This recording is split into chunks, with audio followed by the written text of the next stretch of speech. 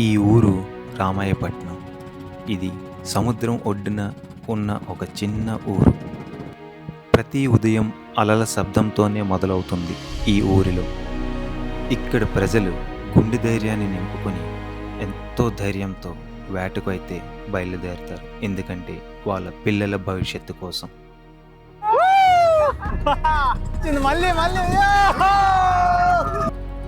సముద్రం ఒడ్డున నడుస్తున్నప్పుడు చాలా చనిపోయిన తాబేళ్ళైతే కనిపించాయి. మొత్తం ముళ్ళులతో నిండిపోయిన ఈ విషపూరితమైన చేప కూడా ఈ ఒడ్డున కనిపించింది. ఈ ప్రయాణం మాకు చాలా లైఫ్ లెసన్స్ అయితే నేర్పింది.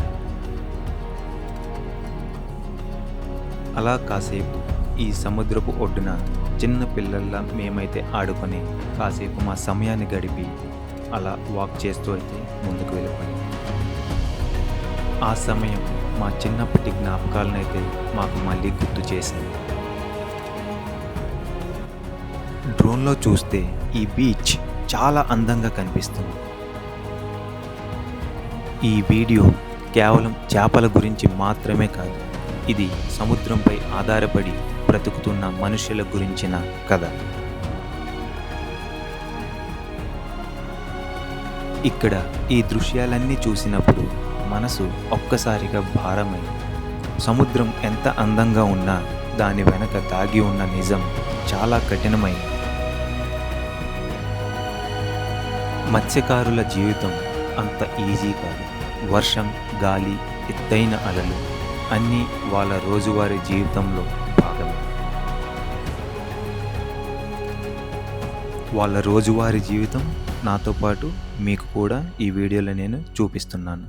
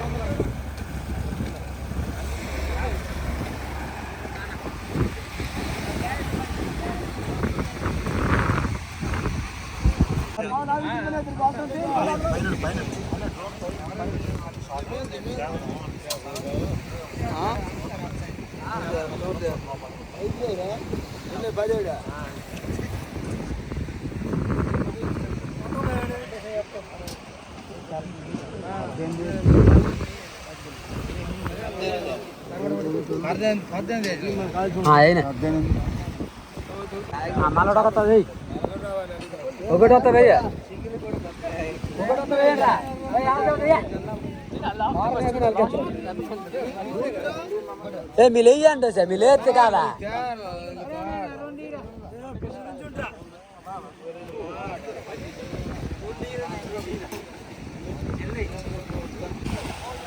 వీళ్ళందరూ అయితే ఈవినింగ్ టైం అయిపోయింది, బోటింగ్కి వెళ్ళి వచ్చారు. ఇప్పుడు చూపించాను కదా ఆ ఫిషెస్ అన్నీ అయితే అక్కడ వాళ్ళు వాటర్లు వేసుకున్నారనమాట. ఎవరిది వాళ్ళకి. చాలా ఫ్యామిలీస్ వెళ్తారు కాబట్టి వాళ్ళకి ఆ రోజుకి కూర అయిపోతుంది. ఇంకా వీళ్ళు ఇంకా నెక్స్ట్ టైం అయితే మళ్ళీ రెడీగా ఉన్నారు. నాకు తెలిసి ఎర్లీ మార్నింగ్ అయితే వెళ్తుంటారు.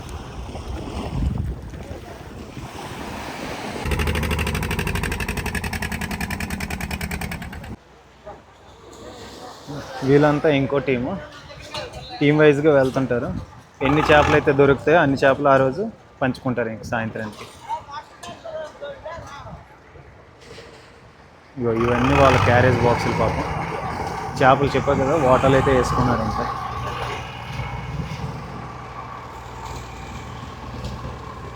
సాయంత్రం అయిపోతే వీళ్ళందరూ అక్కడికి వెళ్ళి అక్కడ పార్క్ చేస్తారు.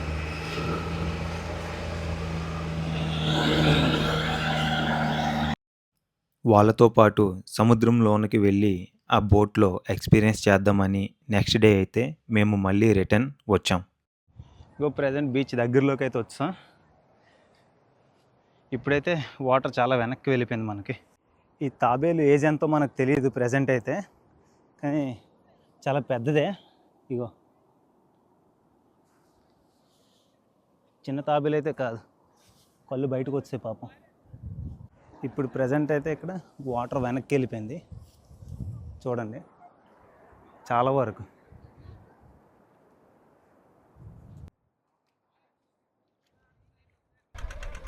మా బోట్ వచ్చింది, ఇప్పుడు వెళ్తాం మళ్ళీ బోట్కి. అయితే boating for the first time. ఇగో మా డ్రోన్ కూడా డ్రోన్ షాట్స్ వస్తాయి కాసేపట్లో.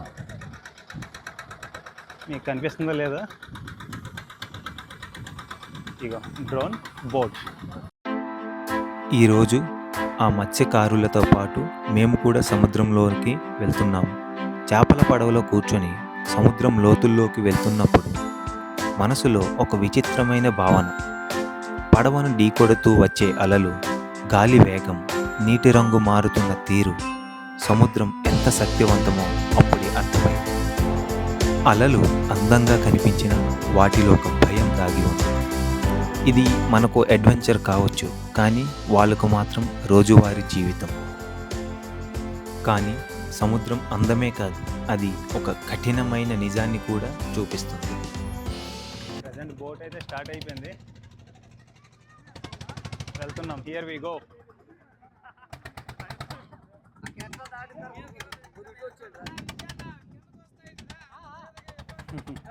వీళ్ళు ఏం చెప్తున్నారంటే, ఓకే అన్న, ఓకే ఓకే. ఇగో మొత్తం బీచ్ క్యారెక్టర్లు.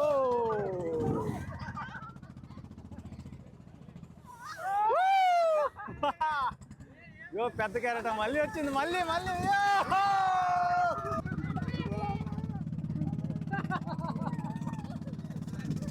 ఇంక మొత్తం ప్లేనే. కుర్రోళ్ళందరూ మంచి ఒకసారిగా ఉన్నారు. ఇగో కిరోసిన్ లాగా ఉంది వాటర్, మొత్తం మొత్తం బ్లూ. చూసారా, కలర్ అయితే మారిపోయింది మనకి.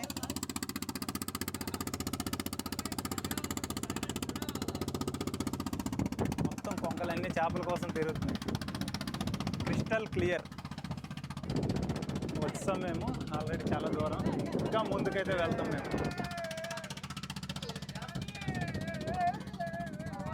భలే ఉంది ఎక్స్పీరియన్స్ అయితే. మొత్తం స్పీడ్ బోట్లు ఇవన్నీ ఏమో, కానీ ఫిషింగ్ బోట్ అయితే మాత్రం హైలైట్గా ఉంది మనకి ఇక్కడ. దేవరా ఫోటో షూట్ కూడా స్టార్ట్ అయిపోయింది మా వాళ్ళు. వీళ్ళంతా మా ఊరు పిల్లలే, వీళ్ళు కూడా వచ్చారు మాతో పాటు. వాటర్ చూడండి ఎలా ఉంది, బ్యూటిఫుల్. మొత్తం మారిపోయింది కలర్ అయితే, చాలా బాగుంది ఇక్కడ నుంచి చూస్తే.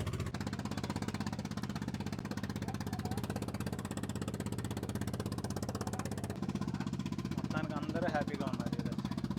చాలా అంటే చాలా బాగుంది ఇక్కడ.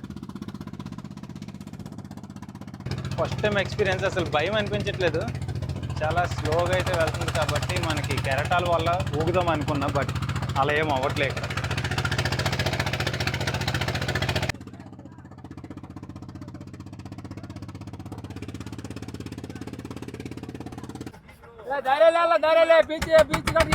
లాస్ట్ టైం నేను ఒక వీడియో అయితే చేసాను సున్నపురం, అది ఇదే సున్నపురం రిసార్ట్స్ అన్నీ ఉన్నాయి.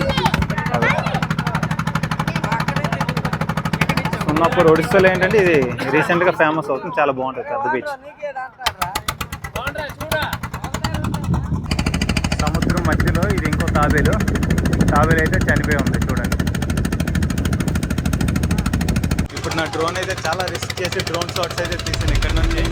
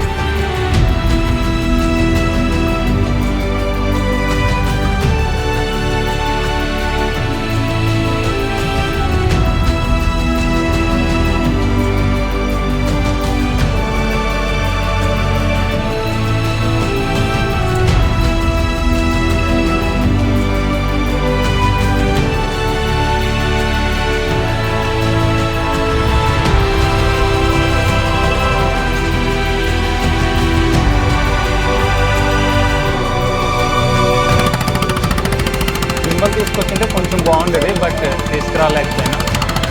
ఎండ అటువైపు తిరగాలంటే మొత్తం సన్న వల్ల ఏంటంటే కళ్ళు చిన్నవైపోతుంది, చూడలేకపోతున్నాం.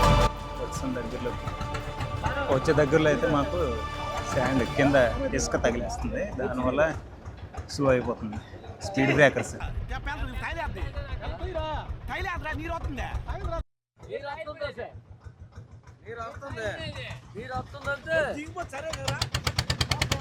ఏంటంటే వాటర్ ఎక్కువ లేదని చెప్పి అసలు బోట్ మూవ్ అవుతుందో లేదా అని చెప్తున్నారు.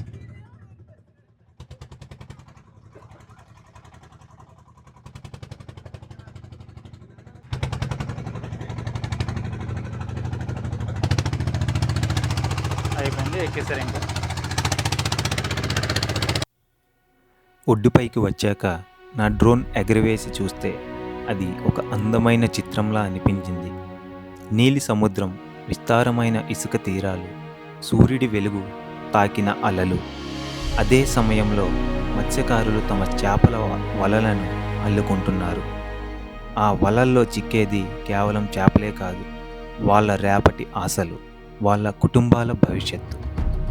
చుట్టూ ఉన్న ఈ పడవలు ఈ ఊరి కథను నిశ్శబ్దంగా చెబుతున్నాయి. ప్రతి పడవకి ఒక కథ ఉంది, ప్రతి వలకి ఒక పోరాటం ఉంది. ఇది కేవలం ఒక బీచ్ వీడియో కాదు, ఇది సముద్రంతో కలిసి బ్రతికే మనుషుల జీవితం.